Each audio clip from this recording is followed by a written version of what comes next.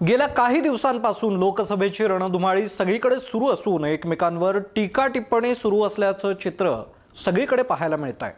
गेल्या काही दिवसांपूर्वी कोल्हापूर लोकसभा मतदारसंघातील महाविकास आघाडीचे उमेदवार संजय मंडलिक यांनी शाहू महाराज छत्रपती यांच्याबद्दल वादग्रस्त विधान करून रोष ओढवून घेतला आणि ते त्या विधानावर ठाम देखील राहिले।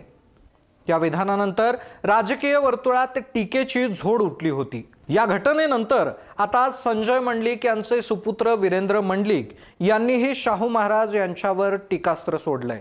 शाहू महाराज या नावाला साजेचं काम केलं नसल्याचा धक्कादायक विधान वीरेंद्र मंडलिक यांनी केलंय। ते काम राजे विक्रमसिंह घाटगे आणि समरजित सिंह घाटगे यांनी केलं असल्याचंही वीरेंद्र मंडलिक यांनी म्हटलंय।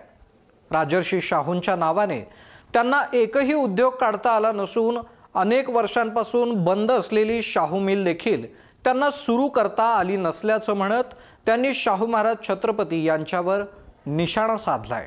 याने अशाच लोकसभा निवडणुकीसंदर्भातील महत्त्वाच्या अपडेट्ससाठी तारा न्यूजच्या YouTube चॅनलला सबस्क्राइब करा। धन्यवाद।